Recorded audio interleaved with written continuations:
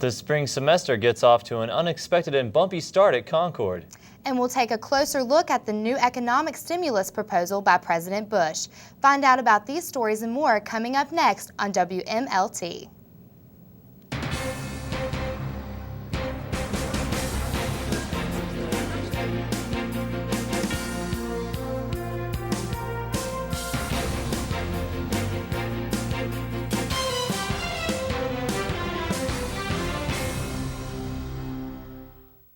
Welcome back to the first show of our 2008 semester at Concord University. I'm Arden Hamrick. And I'm Erin Barnett. On the first day of classes here at Concord, some students found out their Christmas breaks were going to be a little more extended due to dangerous mercury spill that occurred in the science building. Sean Miser has more on the spill and what's being done to get the science staff and students back on track. Trace amounts of mercury were found in the science building in September of '07. These findings have led to the closure of the science building for the spring 2008 semester. We spoke with Dr. Joe Allen about the concentration of mercury found in the building. The rest of the building, there's many locations that are 10 times the minimal risk level. So that's why it kind of led from one floor being closed to the rest of the building, primarily because the risk level was a little bit higher. And in addition, the cleanup crews in there really needed the building to be closed down so that there's not traffic moving through the other floors. Interim Vice President Dr. Stephen Rao gave us the university's stand on the issue. Dr. Beasley's charge to us has been that people come first and that the health and safety of students and staff is our primary concern.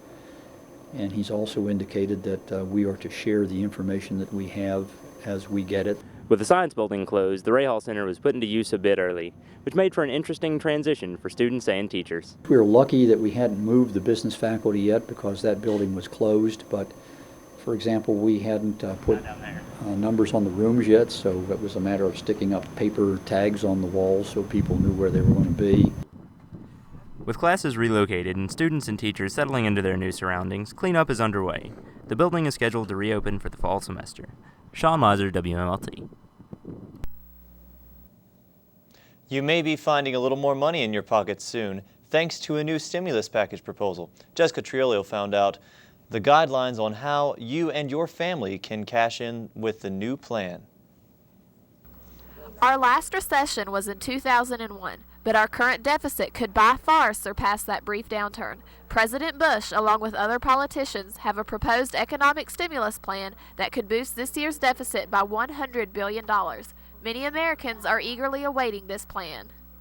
Its intention is to give taxpayers a rebate on the tax money that they paid in the fiscal year of 2007. And it's a sliding scale, so sort of the less you make, the more your rebate becomes, and it's designed to put money in the pockets of the hands of the poorest Americans to boost our economy.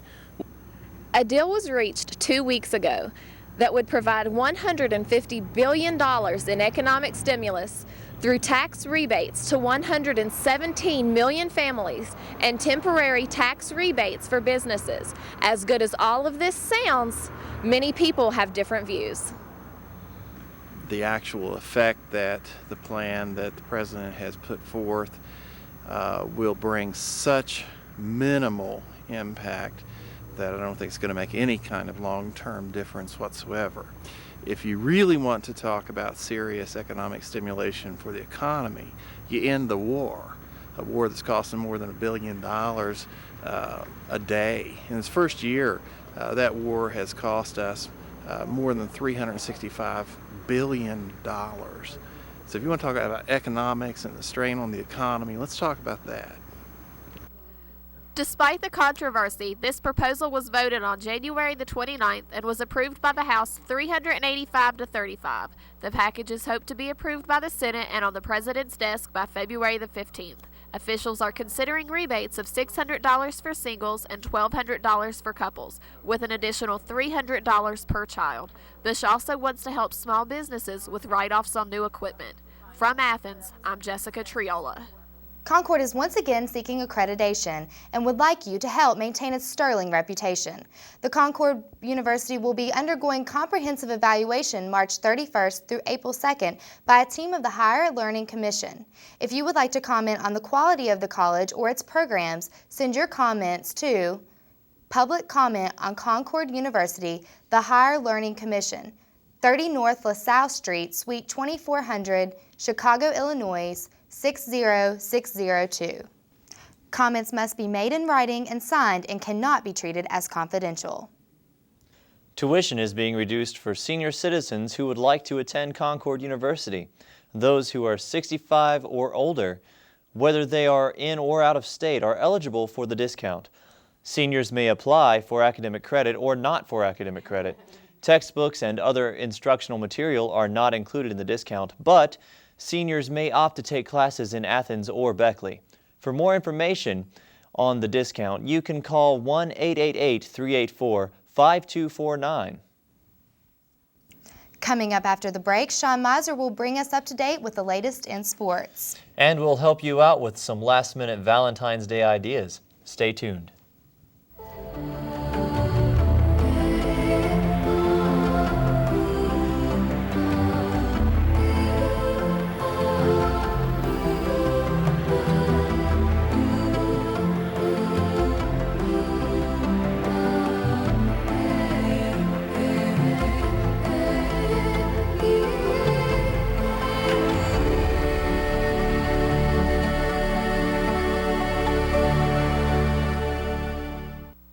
Welcome back to WMLT on PBS. We're going to send it on over to Sean Miser to find out the latest about Concord sports. Sean? Well, Aaron, Concord is once again proving that they are a force to be contended with. Our cheerleaders recently placed 6th in the nation, and our former cheerleader, Erin Barnett, took a closer look at how the girls prepared.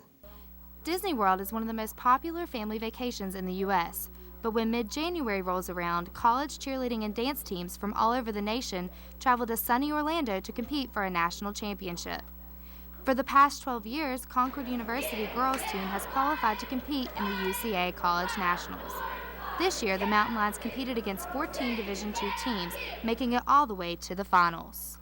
It's like thrilling. It's hard to explain unless you're there. It's just like all kinds of lights and cameras all at you, and it's just like you just get a total just energy rush all at the same time. It's very nerve-wracking at first. That's for sure. I was really nervous. My hands were sweating and everything, but after the routine was over, then I was fine. And later that day, the girls were even more excited when they received the 6th place trophy. They start from the bottom and go to the top, so as they're going down, you're like, okay, well, we didn't do that bad, we're doing better, we're doing better. And then by the time that they call you, you're just really excited that you done that good. And they are also excited that all their hard work and practice paid off. The cheerleaders spend about 12 hours weekly practicing here in the dance studio, but when it's time for nationals, practice intensifies 4 to 6 hours per day. The time spent in practices and games can become hectic when juggling school and even job schedules. A lot of organizational skills, that's for sure. Yeah, it's really tough. Like, you gotta really know what your priorities are when you cheer and go to school. The girls seem to manage their time wisely, with 3 women with a 4.0 GPA and more than 6 above a 3.0. And with basketball season about over, the girls will finally have some extra time to focus on school and their upcoming tryouts. From Athens, I'm Erin Barnett. And in case you're interested in trying out for the cheerleading squad, they will be holding tryouts April 11th through the 13th. But the cheerleaders aren't the only girls on campus getting much deserved attention.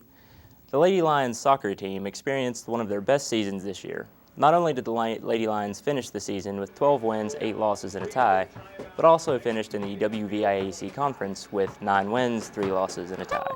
Perhaps the greatest honor came when the WVIAC All-Conference First, Second, and Honorable Mention teams were posted. The Lady Lions had 4 members on the Honorable Mention team, 1 to make the second, and 3 seniors made the first team. Senior Megan Davies couldn't have been happier about the honor with her teammates. Making the all-conference team is a great achievement. It's really exciting to be honored in such a way, but it's a team sport, and I think that our team did great. And that's all we have in sports today. Back to Aaron and Arden. Thanks, Sean. Well, it wasn't too long ago when Puxatawny Phil poked his little head out and gave his annual prediction. But he's not the only one. Many people gathered in the Student Center ballroom this Groundhog Day to find out how long winter will be. The day started off with a traditional breakfast of ham and eggs and then a visit from Concord Charlie himself in an animation by Tom Bone III. Unfortunately for us, Charlie saw his shadow, so that means 6 more weeks of winter here in West Virginia. Even though the groundhog always piques our interest at the beginning of February, it's that holiday that comes in the middle of the month that always has us on our toes. Rudy Raines shows us some last-minute Valentine's Day ideas without all the stress. It's that time of year again. It can be the best. Love, love, love. Or the worst. Love, love, love. Yep, it's Valentine's season. Love is in the air, but that doesn't mean it's easy to find the perfect gift for that special someone. But some websites are making it easier. MyMNMs.com gives you the option of making personalized M&Ms for your sweet. And BookByYou.com gives you the chance to make your own romantic novel. But if you have the time, many local businesses are stepping up to the chance to step up your romance. Walker's Flower Basket in Poca, West Virginia offers all the staples when it comes to Valentine's Day. But owner Diana Bailey tells all customers the earlier they order, the better. May is our busiest month, but Valentine is our busiest day. Don Broyles, the owner of Calvin Broyles Jewelers, offers his customers the shinier things that make the Valentine's Day tradition so great. Traditionally, a heart is the traditional Valentine's gift because the heart is the traditional symbol of love. So we have, heart, diamond heart jewelry. We have silver heart bracelets and necklaces. Then a big item this year, too, is the Pandora bracelets and necklaces. We have heart charms you can put on the bracelets and necklaces. And right next door to Broyles Jewelers is the new Edible Arrangements Shop, which offers a variety of fruit arrangements to the heart's desire. Everything we do is fruit. Everything is cut fresh and prepared every day. And we do the baskets, we do small arrangements, and then we do individual dipped fruits, and we do fruit salad as well.